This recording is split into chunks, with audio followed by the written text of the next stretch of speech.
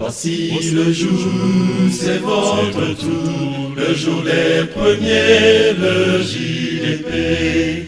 Le premier du Bénin au bac A1 2018 est Dossou Yelonissé Expédie Eustache du séminaire Notre-Dame de Fatima dans la commune de Parakou. Il a obtenu la moyenne de 15,72 sur 20. Voici ses notes. Histoire et géographie 12 sur 20. Philosophie 14 sur 20. Français 14 sur 20. SVT 17 sur 20.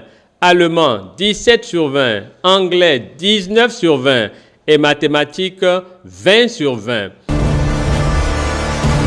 Au Bénin, au bac A1 2018, 2464 candidats ont composé, 1064 candidats sont admis et 1400 candidats ont échoué.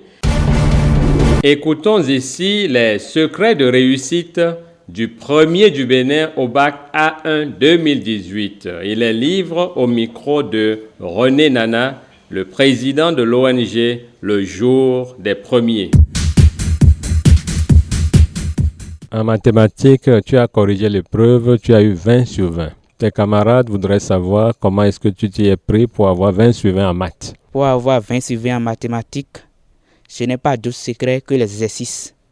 J'ai essayé de faire assez d'exercices pendant les cours, les études et aussi pendant un mois que nous avons eu, les mois de repasse du 11 juin au 15 juillet. J'ai eu à préparer mon examen en faisant le TD avec les élèves du dehors, les élèves qui sont à l'Estène, à l'église catholique Notre-Dame du Sacré-Cœur de Banikani. J'ai eu à faire le TD là avec certains élèves de l'Estène. Nous avons eu à étudier un peu en mathématiques, ce qui m'a beaucoup aidé.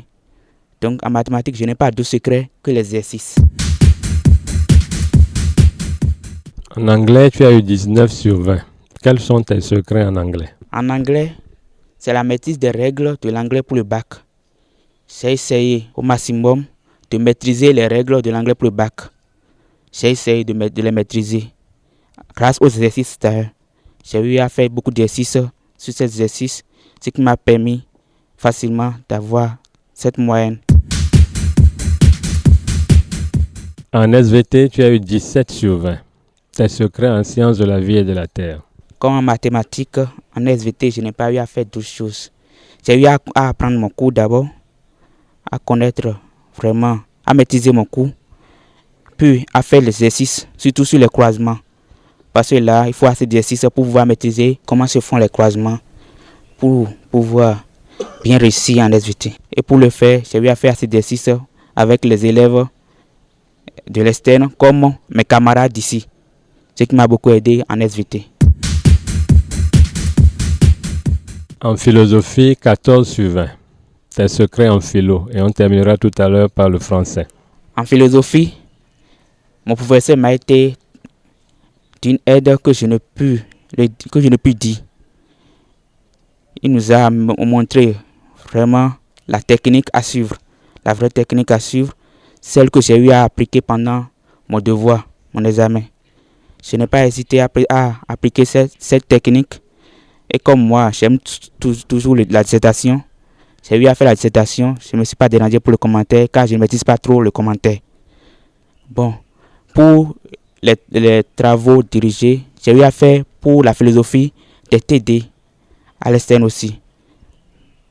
Et histoire de maîtriser un peu aussi la technique du dehors. Mais j'ai vu que c'est la même technique qu'on nous enseigne ici. Il n'y a pas de grande différence, seulement que le professeur est plus rigoureux. Et puis là, c'est bien, ça nous aide à bien maîtriser les cours d'ici. Et puis, en plus de ça, il y a aussi la maîtrise du cours. La maîtrise du cours, ça c'est nécessaire en philosophie parce que si on ne maîtrise pas les chapitres, on ne peut rien faire sur l'épreuve. Et aussi, il faut réfléchir beaucoup avant de travailler en philosophie. En français, ce n'est pas de secret en tant que tel. J'ai essayé seulement d'appliquer seulement la technique et de travailler simplement. Je n'aime pas dire que j'ai une technique, puisque c'est la contraction Là, on n'a pas de technique en tant que tel. Il faut avoir l'esprit de synthèse simplement pour faire le résumé, qui est l'exercice principal derrière de cet exercice qui donne son nom à l'exercice. L'exercice principal qui donne son nom à l'exercice. Donc il faut avoir un esprit de synthèse simplement pour pouvoir faire la contraction des tests que j'ai eu à faire. De façon concrète, comment se déroule une journée type du premier du Bénin au bac A1 2018, du matin jusqu'au coucher, en passant par les cours et autres? Comme vous le savez, nous sommes ici dans un système qui nous présente un programme auquel nous sommes soumis. Dans ce système, le lever est à 6 heures. Puis nous allons en douche. Après la douche, nous allons à la chapelle pour les offices matinales, c'est-à-dire les laudes et la messe. Après la messe, nous allons pour le petit déjeuner. Après le petit déjeuner, nous allons pour les 2 premières heures de cours, c'est-à-dire de 8h à 9h50. Après les cours, nous avons une petite pause de 10 minutes, histoire de nous aérer l'esprit.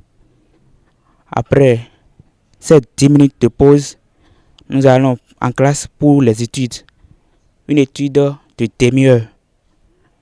Après les études, nous avons les 2 dernières heures de cours de la matinée, de 10h35 à midi 5. Après ces 2 heures de cours, nous allons à l'office nous allons à la chapelle pour les offices du milieu du jour. Aux offices succèdent le déjeuner, la sieste, puis le lever. Au lever, nous avons une étude de 30 minutes, puis les cours de l'après-midi. Après le cours, comme le séminaire prend en compte les dimensions spirituelles, humaines, physiques et intellectuelles, nous essayons aussi de faire les activités manuelles et sportives. Après les activités manuelles ou sportives, nous allons à la douche. Après la douche, nous nous présentons en classe pour la dernière heure de cours de la journée, de 18h10 à 19h10.